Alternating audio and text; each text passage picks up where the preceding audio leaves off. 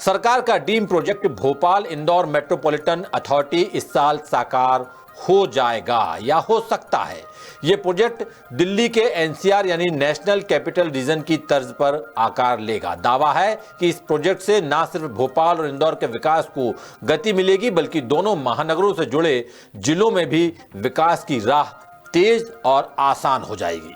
The सूत्र को मिली जानकारी के मुताबिक इस प्रोजेक्ट को बहुत जल्द ग्रीन सिग्नल मिलने वाला है और खास बात यह है कि मेट्रोपॉलिटन अथॉरिटी के चेयरमैन एसीएस स्तर के अधिकारी होंगे जो सीधे मुख्यमंत्री को रिपोर्ट करेंगे।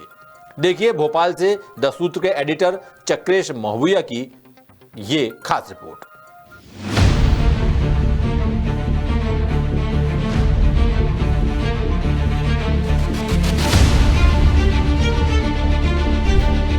सरकार का दावा है कि भोपाल और इंदौर में मेट्रो चलने से मध्य प्रदेश के विकास को नई दिशा मिलेगी और हर वर्ग को इसका फायदा मिलेगा। दोनों महानगरों में मेट्रो के सफल संचालन और प्रबंधन के लिए मेट्रोपॉलिटन अथॉरिटी बनाई जा रही है, जिसमें एसीएस स्तर के अधिकारियों को चेयरमैन बनाया जाएगा, जो सीधे तौर पर मुख्यमंत्री डॉक्टर मोहन यादव को रिपोर्ट करेंगे। खास बात यह है कि मध्य प्रदेश सरकार भोपाल और इंदौर के आसपास के क्षेत्रों को भी मेट्रोपॉलिटन अथॉरिटी की तर्ज पर विकसित करेगी। जिस तरह एनसीआर यानी नेशनल कैपिटल रीजन दिल्ली में हरियाणा और उत्तर प्रदेश के कुछ जिलों को शामिल किया गया है, उसी तरह मध्य प्रदेश में भी एससीआर यानी स्टेट कैपिटल रीजन बनाया जाएगा, जिसमें भोपाल समेत विदिशा, सीहोर, रायसेन, राजगढ़, शाजापुर, आगरमालवा, नर्मदापुरम और हरदा जिले शामिल होंगे। बताते चलें कि इस प्रोजेक्ट पर 8 साल पहले भी पहल की गई थी, लेकिन तब प्रोजेक्ट अंजाम तक नहीं पहुंच पाया था। लेकिन अब सरकार ने पक्की तैयारी के साथ काम तेज कर दिया है। खास बात यह भी है कि भोपाल की तरह इंदौर में भी मेट्रोपॉलिटन अथॉरिटी का गठन होगा। इंदौर का मेट्रोपॉलिटन एरिया करीब 7,500 वर्ग किलोमीटर का होगा, जिसमें इंदौर समेत उज्जैन, धार, पीथमपुर और देवास के इलाके शामिल होंगे। भोपाल और इंदौर में मेट्रो प्रोजेक्ट को बेहतर ढंग से अंजाम तक पहुंचाने के लिए सरकार रीजनल लेवल पर प्लान बनाकर आगे बढ़ रही है।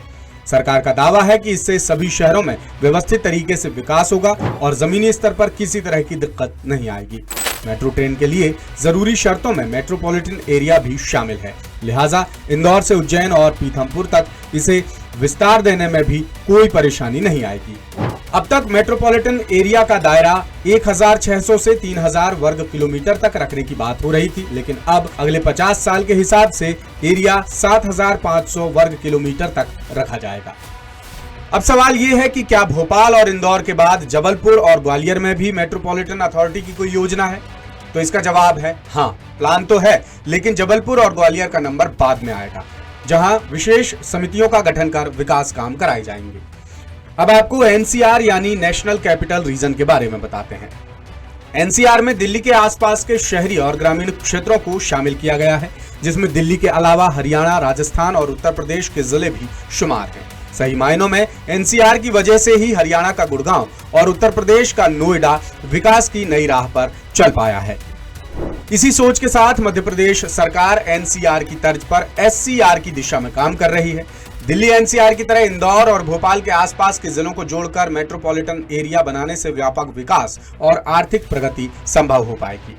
अब जान लेते हैं कि सुनियोजित शहरीकरण और क्षेत्रीय विकास कैसे होगा और इससे आम आदमी को फायदा कैसे मिलेगा। सुनियोजित शहरीकरण और क्षेत्रीय विकास का पहला मकसद है हर जगह एक समान विकास करना, जिसके तहत मेट्रो सिटीज के आसपास के जिलों और कस्बों के बीच की विसंगतियों को दूर किया जाएगा। छोटे शहरों और गांवों को बड़े शहरी केंद्रों से जोड़कर शहरी सुविधाएं और मौके उपलब्ध कराए जाएंगे। बेहतर सड़क नेटवर्क, सार्वजनिक परिवहन, औद्योगिक कॉरिडोर और बाकी बुनियादी ढांचे के विकास से क्षेत्रीय प्रगति में तेजी आएगी। मेट्रो रेल, बस रैपिड ट्रांजिट सिस्टम यानी बीआरटीएस और मल्टी मॉडल ट्रांसपोर्ट लागू होगी, जिससे इंदौर और भोपाल के आसपास के जिले आसानी से जुड़ सकेंगे। नेशनल और स्टेट हाईवेज के विस्तार से सभी जिलों को बेहतर रोड और रेल कनेक्टिविटी मिल पाएगी। भोपाल और इंदौर में इंटरनेशनल एयरपोर्ट अपग्रेड कर रीजनल और इंटरनेशनल कनेक्टिविटी को बढ़ावा दिया जाएगा। औद्योगिक नीति 2025 के तहत प्रदेश में कई फैक्ट्रीज लगाई जाएंगी, जिससे हजारों नौजवानों को नौकरी मिल सकेगी। भोपाल और इंदौर समेत आसपास के क्षेत्रों का भी तेजी से विस्तार और विकास होगा। साथ ही नए इंडस्ट्रियल क्लस्टर भी बनाए जाएंगे। नई मैन्युफैक्चरिंग यूनिट्स, टेक्नोलॉजी पार्क और लॉजिस्टिक्स हब की स्थापना होगी। इंदौर और भोपाल में आईटी और स्टार्टअप कल्चर पहले से ही मजबूत है, जिसे मेट्रोपॉलिटन एरिया और भी बढ़ावा देगा। बड़े पैमाने पर प्रदेश में रोजगार के मौके बनेंगे, जिससे क्षेत्रीय स्तर पर बेरोजगारी को कम किया जा सकेगा। स्मार्ट सिटी प्रोजेक्ट में शामिल शहरों को मेट्रोपॉलिटन एरिया की वजह से ज्यादा फायदा मिलेगा। कम लागत वाले रेसिडेंशियल प्रोजेक्ट समेत प्रीमियम टाउनशिप और गेटेड कम्युनिटी विकसित की जाएंगी, जिससे शहरों में जनसंख्या का दबाव कम होगा और आसपास के क्षेत्रों की बसाहट भी व्यवस्थित होगी।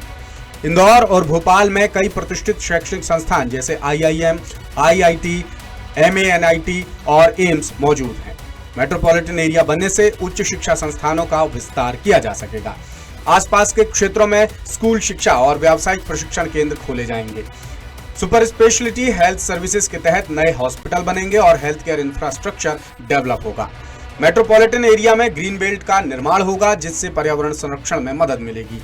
इंदौर और भोपाल के करीब बहने वाली कान्ह, सरस्वती और बेतवा जैसी नदियों का संरक्षण और रिवर फ्रंट डेवलप होगा। मेट्रोपॉलिटन एरिया को टिकाऊ बनाने के लिए सोलर एनर्जी और ग्रीन टेक्नोलॉजी को बढ़ावा दिया जाएगा। उज्जैन, सांची, भीमबेटका और मांडू जैसे ऐतिहासिक और सांस्कृतिक स्थलों में टूरिज्म बढ़ेगा। और सबसे बड़ी बात, स्मार्ट टेक्नोलॉजी और डिजिटल गवर्नेंस के जरिए पब्लिक सर्विसेज को बेहतर बनाया जाएगा। अब आते हैं पब्लिक एक्सपीरियंस पर और जानते हैं कि मेट्रो प्रोजेक्ट को लेकर आम जनता, खास तौर पर युवा वर्ग, क्या सोच रखता है। हम लड़कियों को लेकर बहुत ज़्यादा सेफ्टी हो पाएगी, जिस तरह से उसमें ऑलरेडी CCTV इंस्टॉलमेंट रहते हैं, तो हम लोग रात में भी ट्रैवल करने में डरेंगे नहीं। जहां हमें घर वालों से परमिशन लेनी पड़ती थी, उनको भी ये चीज़ का डर रहता था कि लड़कियां सेफ हैं या नहीं है रात में ट्रैवल करने से भी, क्योंकि कुछ हम में से ऐसी भी लड़कियां होती हैं जो रात में नाइट शिफ्ट करती हैं, तो उन लोगों को भी अब डर नहीं रहेगा और वो आसानी से ट्रैवल कर पाएंगे इसके थ्रू। कनेक्टिविटी उनकी अच्छी होगी और उससे ये होगा कि स्कूल, कॉलेजेस और ऑफिस जाने वालों के लिए समय बचेगा। जो गरीब तबके के लोग हैं, मध्यम वर्गीय लोग हैं, ये सभी इकोनॉमिकली फीजिबल हो जाएगा, इनके लिए चीप रेट्स हो जाएंगे टिकट के, तो ये हमारे साथ ट्रैवल कर सकते हैं। मतलब सभी तरह की रीच पहुंच जाएगी इनकी, और ये एक मध्य प्रदेश में डेवलपमेंट लेकर आएगा। मेट्रो हम सभी युवाओं के लिए एक नई सौगात लेके आएगी। इससे हमारी बचत भी होगी और साथ ही साथ हमारा ट्रैवलिंग एक्सपीरियंस और ज्यादा कंफर्टेबल हो जाएगा। कुल मिलाकर मेट्रो प्रोजेक्ट को लेकर सरकार जिस तरह के दावे कर रही है, अगर उसी तरह समय पर काम पूरा हो पाया तो निश्चित तौर पर ये प्रोजेक्ट मध्य प्रदेश के विकास की दिशा में क्रांतिकारी कदम साबित होगा। लेटेस्ट, इन्वेस्टिगेटिव और इन डेप्थ खबरें देखने के लिए ज्वाइन कीजिए द सूत्र का व्हाट्सएप चैनल, सब्सक्राइब कीजिए यूट्यूब चैनल, लाइक कीजिए फेसबुक पेज और पढ़ते रहिए वेबसाइट www.dasudr.com।